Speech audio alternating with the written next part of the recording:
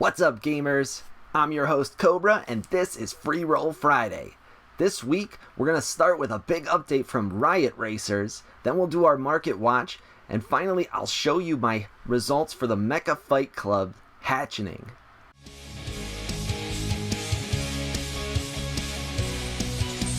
We're switching things up a little bit this week and leading off Freeroll Friday with our project update from Riot Racers. This was a big update that we have been teasing and waiting for the last several weeks. It brings several very cool new features, and let's jump right into them now. The first feature that I have been waiting for just about a year now is the Mechanic Shop. And the Mechanic Shop is a feature that allows you to upgrade your Riot Racer cars. There are 7 different categories that can be upgraded. Engine and brakes go up to level 20, although they're soft capped at level 15 currently. And then things like suspension and brakes go up to level 10, although they are soft capped at level 7 currently. It's really important to think about upgrading your cars if you want to remain competitive in Riot Racers, because your car is 29% of the overall race outcome. As a reminder, your strategy is 51%, and the remainder is the quality of your driver. So this means that the ranking of your car is now more important than the quality of your driver, and the second most important factor to winning in Riot Racers. The next really cool feature that they have added is USDC support for your in-app Riot Racers wallet. This is a welcome change because previously they used USDT, which we never had any issues with, but have always preferred the DC version.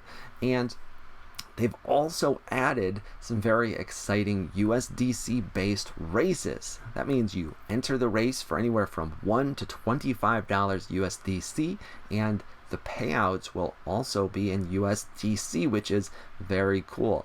They've also announced, very importantly, that there will never be withdrawal limits around USDC, which is a welcome change for those of us that have been hampered by the Riot withdrawal limits. The Mega Update also adds achievements and staking. Let's start with achievements because there's been a lot of questions about it.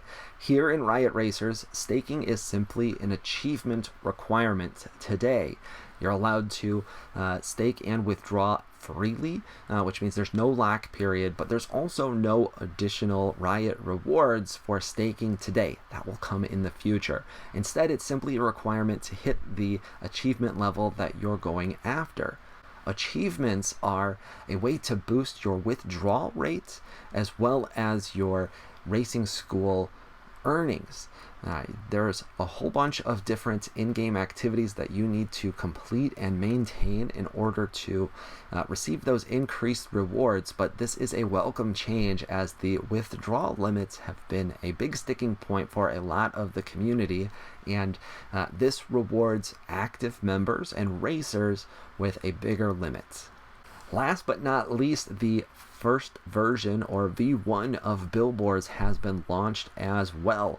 Now, this is not the full version of this feature, but a way for billboard owners to start participating and posting different ads in the app. Look for a Freeroll ad in the game very soon. Now, my overall thoughts on this update are that the Riot Racers team really delivered some key updates that were greatly needed in the ecosystem. Namely, the ability to have a significant Riot sync is a huge addition to the game. Prior, we were using Riot to breed additional cars and drivers, but once the demand for additional assets dried up, Riot really had very little of a sync in order to keep the sell pressure down, and that drove the price to where it's at today. Now, upgrades require a lot of Riot, and I can confirm that because I have only significantly upgraded one car so far, and it cost a lot of Riot to do so. Now, granted, that is in part because the Riot price is so low, but it's a real sync, and prior I was not really spending my Riot on very much. This gives the token a chance to finally start recovering. Will it do so is to be determined, but this was a needed feature to really help close that in-game economy loop. Now, before we jump into our Market Watch update, a quick programming note. I always include timestamps below. So for this section, if there's only a couple projects that you care about the update for, you can skip straight to those projects. And if you're not here for the Market Watch update at all, skip straight to the MechaFightClub Hatchening. We start with Otherside Otherdeeds as usual, and since it's been quiet for that project lately and the overall market is deep in the red this week, we see those prices have slid quite a bit. The overall floor is down to 1.58, which is down 17%. The biogenetic swamp is also down 17% to 2.99, the lowest we have seen it so far. Granted, that was one deed that was significantly undercutting the rest of the floor, but it had not sold in many hours when we checked. The Coda floor is also down about 18% to 11.5. It's a similar story for Illuvium Land, as those prices have slid across the board as well. Tier 1s are coming in at 0.322, and the Tier 3s are coming in at 2.73. It's also more red from Guild of Guardians, as we see negative floor prices across the board. The Rare Hero floor is down to 0.0035, the Epic floor down to 0.013, the Legendary Heroes are holding at 0.095, and the Legendary Pets have taken the biggest hit, down 27% to 0.35. A little bit of a mixed bag with Riot Racers, as they had a big update which helped spur a little bit of activity in the economy, but not as much as we had hoped. The Artemis floor is down 40% to 0.001. The Apollo cars are down 25% to 0.039. We do see a little bit of single-digit green for the Genesis cars, as they are up 3% to 0.09, and the Genesis drivers held flat at 0.018. There hasn't been a ton going on in the world of Frontier. That project, quite honestly, keeps promising us an increase in communication and updates, as much as daily updates, but to date we are not seeing that happen, and as such, people continue to get itchy and sell off some of their assets. We see that the Stellar Key floor has held at 3.2. The Data Key floor continues its slow slide to 0.32, and the Zero unit has fallen well below its high before the Watch ID event to 0.014.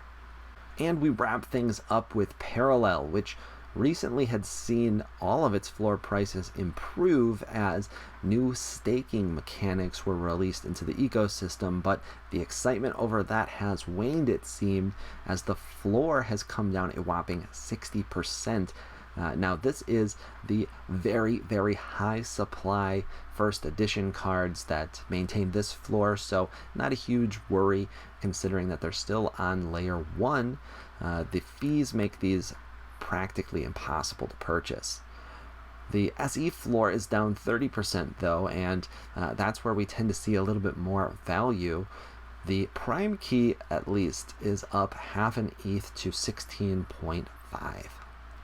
Admittedly, the Market Watch updates have been sour news as of late, which isn't a lot of fun, but we are closing Freeroll Friday off with a bang this week. I told you about MechaFightClub a couple of weeks ago. It is a robot chicken cockfighting game where your chickens are trained by AI, and the way that you interact with them yourself, which is a very cool project. And we had been waiting for those eggs to be hatched. That happened yesterday on August 19th. I ended up with 3 eggs total. I couldn't resist picking up a couple of extras from secondary markets since they didn't go way over the mint price, and I'm glad that I did. So let's take a look at what we minted. This first one here is Cynthia Rothcock, and this is my favorite chicken of the 3.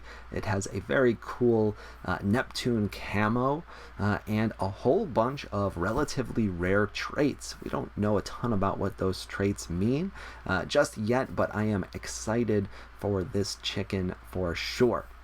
Next up is Richard Sander egg, and here is another one in a camo style. This one is a green camo. He's not quite as cool as Rothcock is, but I like this one a lot. It is also a rooster. The previous one was a hen, so this creates a nice pair for breeding potentially.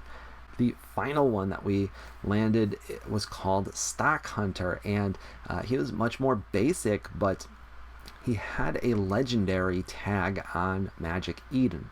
Now, admittedly, I couldn't find anywhere about what this legendary tag actually means, but people were paying a premium to speculate on it, and because that was the case, and because this was admittedly my least favorite looking of the 3 chickens, I decided to sell him for 14.69 SOL, which is a nice gain because I had purchased that egg for just over 7 SOL a couple of nights ago. And that wraps up this week's Freeroll Friday. Expect to see a lot more coverage from us on MechaFightClub, as that is quickly becoming my favorite Solana-based game. If you found this entertaining, and we certainly hope you did, consider giving us a follow on Twitter. That's where I love to tweet about Web3 gaming altogether and answer your questions in the community.